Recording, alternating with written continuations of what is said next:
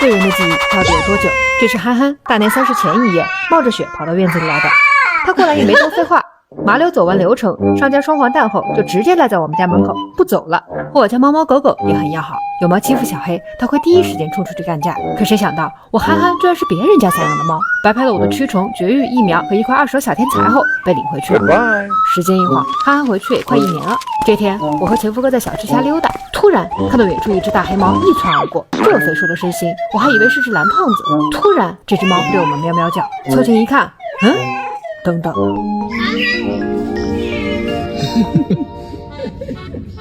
憨憨，憨憨，过来，快点！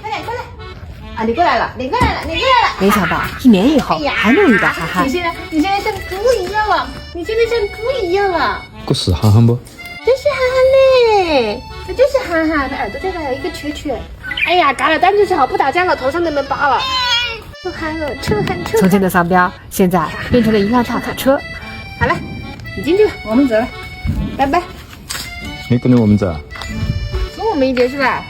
原本以为1年的时间，憨憨早就不记得我们了。你这个尾巴啊！能够再次遇见，憨憨激动的都不知道该怎么表达。跟狗一样的这个走了，这家伙生怕我们跑了，1步3回头，反复确认我们还在后头。卡车，是不是卡车？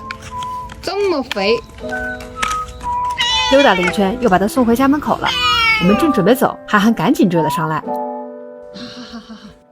你出来放风，你到我那里去玩啊，是不是？你回去，你跑过来干什么？等一下我把你送回来。等我们走远了，憨憨还守在路口，不停地对着我们叫。你快点回去啊！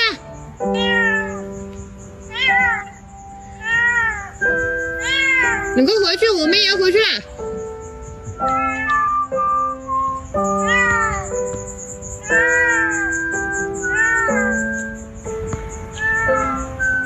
我们走了，拜拜。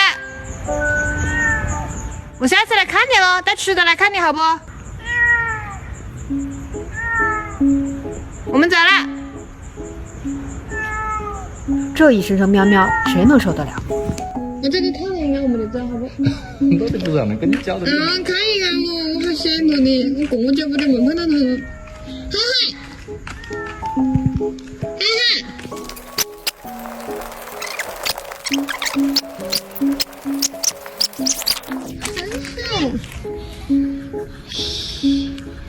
哎呦，臭仔！但是我们还是要回去的呀，是吧？走了，我们回去了。走了，拜拜了，不喊了啊！你快点回去，好不好？你快点回去哦，你臭仔哦，臭仔哦！好了，好，